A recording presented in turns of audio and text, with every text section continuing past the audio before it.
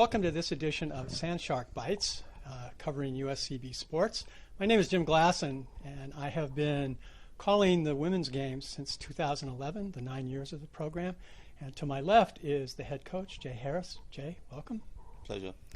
Yeah, so I wanted to talk about, first of all, the great start that the team has had this season with a 4-0 record, and then 21 goals scored and only one against, and 3 shutouts during that time. So what do you attribute that to? First and foremost, it's the caliber of player that's here.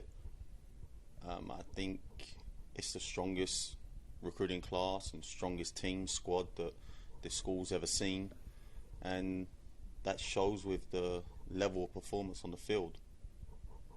Yeah, and I agree with that. I mean, I've seen all the teams play since the program began in 2011, and I definitely think the talent, but also the soccer IQ of the women, you know, their techniques and tactical knowledge and their ability to play together, even though some of them are brand new to the program. I think that's been very, very impressive. I couldn't agree more. You know, obviously during the season last year and the off-season in spring, I was recruiting relentlessly, looking for the right players to fit this program, to infuse with the current players that were staying. We didn't have that many that stayed, maybe 11, and so the 18 players or so that came in, it was important that they fit what I was looking for, but also almost bring something new and take over the program a little bit. You know, I think we didn't have enough leaders and enough of the quality to really bring out what I wanted. So the new players coming in, I really needed them to kind of come in and take the program by the scruff of the neck, and really the quality players that we had, for already here, for us to move in the right direction, and they've done a great job of that. I think our central midfield is extremely technical and plays really well. I think we have a good blend of athletic ability, speed, as well as the IQ over the field, and some good chemistry. So you never know when you bring in so many players how they will bond together off and on the field. The chemistry is extremely important. We seem to have done well at this point in players understanding each other and being on the same wavelength. It's a long season, so you can't get carried away with how it started, but it definitely builds confidence within the team. Yeah, you have to be very proud of the recruiting work that you did, because the team is one of the best that I've seen. It is the best one that I've seen there.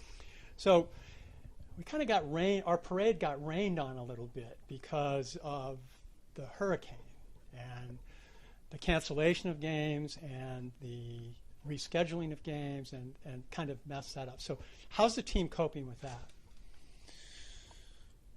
We've had one training session yesterday. I mean, and there was, half the team, because obviously everyone is still coming back. We have international players, as well as, most of our players are from out of state.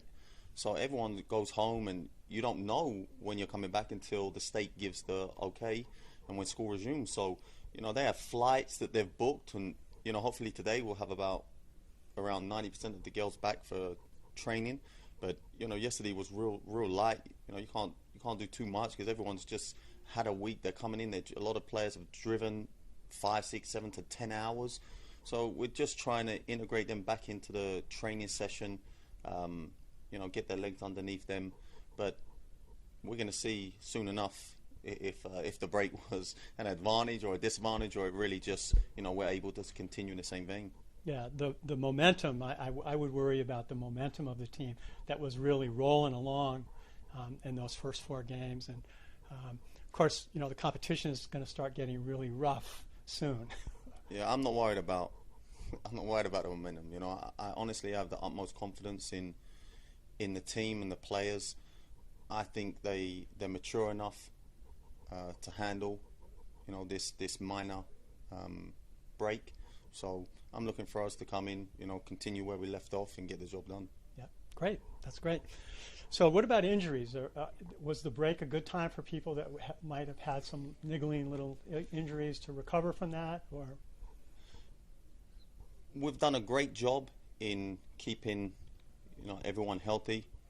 Eric Buckman, the athletic trainer, has been phenomenal in the work he has done with the girls, and we collaborate a lot about sessions and overload and rest, sleep to eating, everything. We really try and delve into every avenue we can to keep them healthy. So we have done a really good job. You're always going to get injuries because it's part of any sport, but we've maintained a really good level of fitness, and injuries haven't really been a problem for us so far. Yeah, that's great to hear. I think one of the issues could be because we've got people from other places here in this heat and the humidity that we have. I think that's got to be an important adjustment for people, especially our Scandinavian ladies. 100%. It takes a couple of weeks to acclimatize just to be in a new climate, let alone training in this sort of heat. It's a shock to the body. So they were definitely struggling. I mean, there's no way around it. They were struggling, and just being out there, it's the sweat and the breathing. So it took time, and even now, it's not comfortable. It's not comfortable for anyone to be in that sort of heat and exerting that amount of energy. So it's obviously about the training and making sure it's to the right levels at the right times. But we have girls from Ohio, Kentucky, these places, Chicago. It's an adjustment for them too. But every team has different players from internationally in different states, and we're all in the same position. It's about just who's able to cope and who's prepared for the games. Yeah. So I was going to ask you a little bit about the team leadership. You've brought in a lot of new players. We've had some players come back that have some leadership skills too. So could you talk a little bit about the leadership from the players? Alison Schaefer is our captain. She was the captain last year in her sophomore season. She's now a junior. She's still the captain. I think she really sets the tone. From when I came in, I noticed that she has the leadership qualities that she exemplifies not only on the field but off the field. She's a great student. She does really well. She's focused. She prioritizes and has great time management. And on the field, she does her best always, and players gravitate towards her. She has a great personality and extremely likable.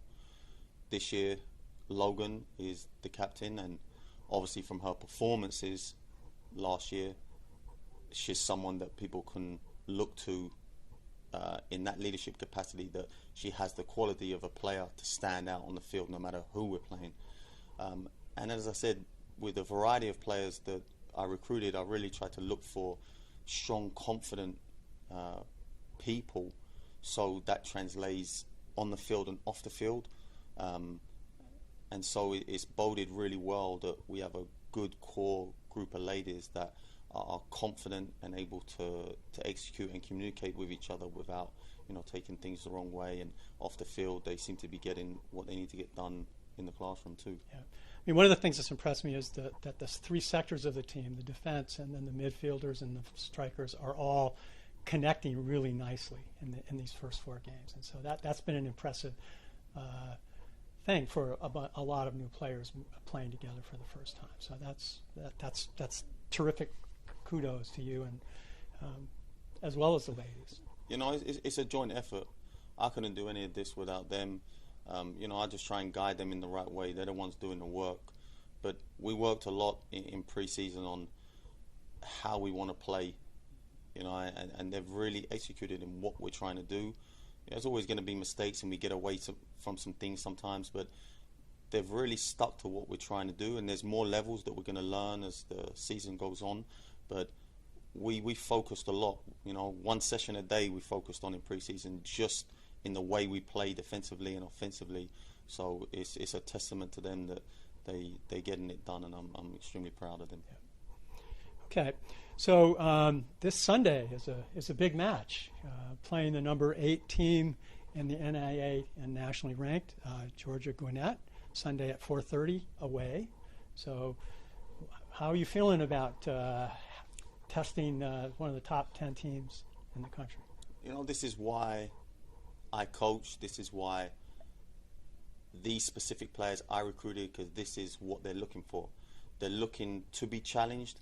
I came to this school because I wanted to be challenged. I want to be in the toughest conference in the nation.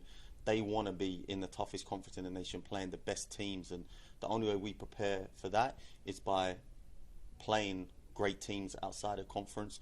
And Georgia Gwinnett is a perennial powerhouse in NAI, I think, in most sports, and soccer is no different. You know, they're nationally ranked every year. They go to the national tournament every year, and we played them last year. So I know what we're going to be up against, but I have the utmost confidence in our girls to be able to go there and compete, and you know, hopefully we walk out with a great result. I think it could be, you know, a real game changer for this program. Okay. So thanks everybody for joining us. You may want to check the website because of the schedule changes that have been in the under the soccer team. So check out the website, and best of luck Sunday, Coach. Thank you so much.